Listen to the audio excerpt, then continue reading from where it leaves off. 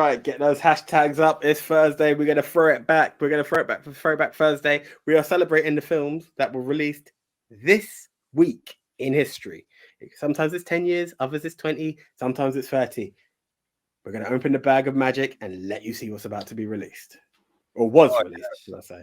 and unlike last week where we had to grit our teeth through Sharknado and Home Alone 4, like even taking that out of the equation, this is one of the best TBT shows we've ever had. Stick around.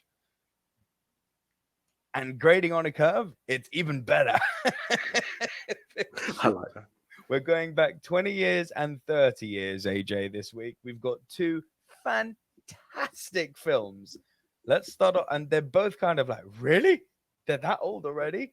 And the first one, 20 years old, AJ. Definitely a favorite for me here at the Silver Screen Dudes. I'm pretty sure you've come to love and appreciate it as well. But it's 20 years old. Bill Murray and Scarlett Johansson in Lost in Translation. 20 years old this week. That is mad. That is mad. I will let you take the reign on this because it's not that I've learned to love it. I'm still to rewatch it. I watched it and the pacing wasn't what I expected. And I think for the better or worse times, it's because Bill Murray's always done comedy for me. I was expecting like a comedy-based movie, and this had a very different tone. And I wasn't sure how to take it, and I was a bit thrown off. It needs a revisit under the right guys. I think that's what it is. You know, if you watch a film under the wrong tone, it just doesn't resonate with you. It just won't touch. So that's the thing. I'm not saying it's a bad movie, but it just needs a revisit on my end. But it is mad to think that it's 20 years old. 20 years old. Absolutely nuts. And if you are people who haven't seen it, I cannot insist enough that you go and seek this film out without any hope that it's going to be some sort of Ghostbusters-esque comedy. It's not. It is a poetic powerhouse meditation on what it is to be a lost soul at any given point in your life, to feel even more lost when you lose the ability to communicate with people around you because of a language barrier, despite being surrounded by millions of people in the busiest megacity in the world, that is Tokyo. These two unlikely people, through haphazard circumstance, believable circumstance, come into each other's lives and through a series of events form a very, very special, non-sexual, bordering on the intimate, but never really going into intimacy. So it evolves into an kind of an unspoken, beyond friendship, but lesser than intimacy love.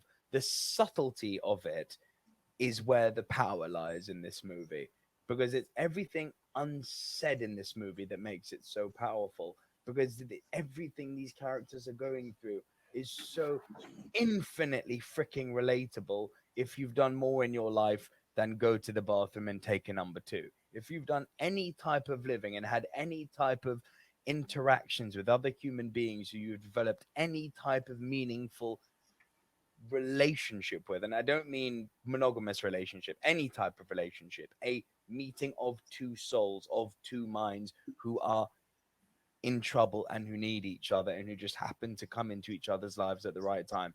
It is magnetic, this film. And it gets better with every single viewing. It's amazing. Nice. I will give it a thumbs up just because my good buddy Maria absolutely calls this her favorite film of all time. So based on that, I will give it the recommendation as well as yours. So everyone who's really given the film the time that it deserves has have nothing but positive words about it. So it gets a thumbs up from me, though I've not seen it properly. Oh, it doesn't just get one thumbs up, it gets two thumbs up for me. This film is an absolute must see. It's an all-time great. It's a masterpiece. Oh, Nice. is it? I don't like throwing the M word around. It's not a masterpiece. No, but it's freaking great. For context, I'm someone who really doesn't like brandishing a film a masterpiece like that. Jaws is a masterpiece. Okay, put it that way. 30 years old, AJ. It feels right, but it also doesn't. It's freaking crazy. One of my top 5 films of all time, with arguably the greatest cast ever assembled. True Romance is 30 years old. Oh, Jesus.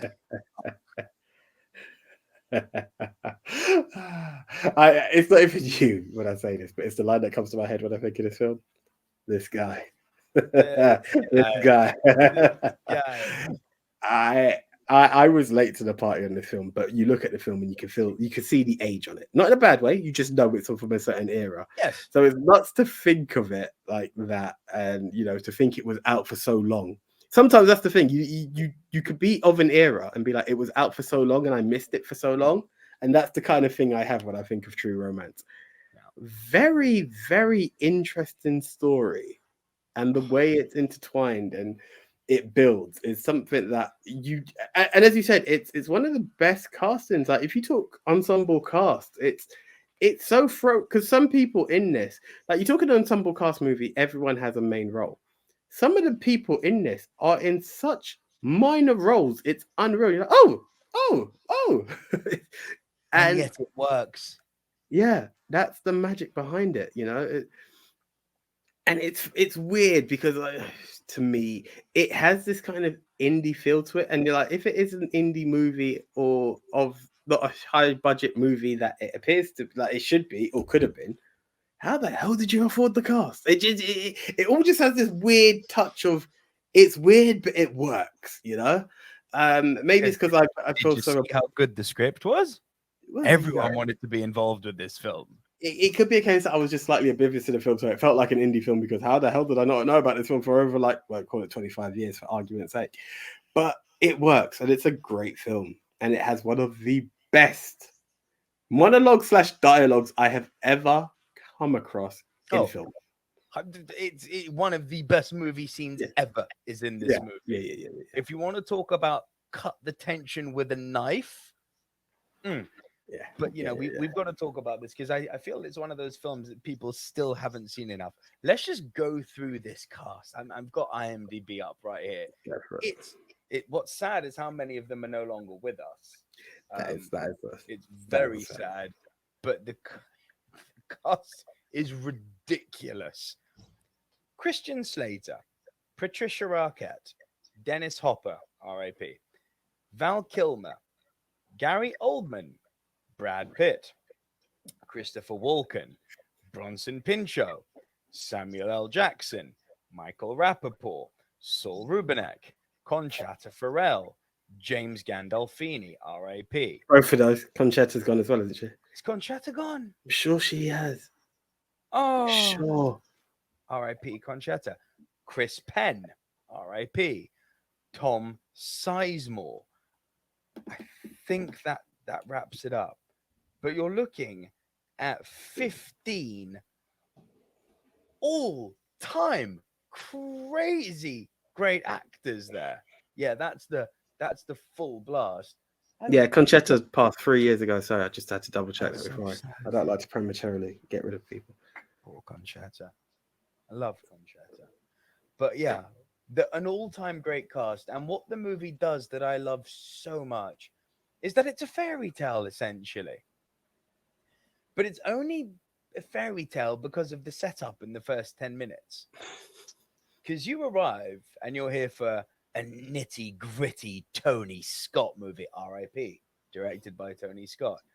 You're here for a gritty Tony Scott movie, written by Quentin Tarantino in a post-Reservoir Dogs world. You're like, ooh, bring the rain, And then in the first 10 minutes, you got these two star-crossed lovers who are basically there talking about their post-movie routine, about how they like to get pie, talk comic books, and fall in love because it's love at first sight. The movie, on the premise of being sold to you with an all-time great cast and two very gritty filmmakers helming it, asks you to swallow the pill that it is a hopeless fairy tale love story. And then you can forget about all that after 10 minutes. Now let's go hardcore. Yeah, but do you know what it is? It's kind of like the marketing of Daredevil, when it's like, this is a Valentine's movie. Like, it ticks the boxes. What comes next has nothing to do with it, but it ticks the boxes. Yeah, for sure. Yeah. For sure. And yeah, it's literally this down on his luck, absolute serial loser called Clarence, who ends up falling for a cool girl who, wouldn't you know it, loves him right back.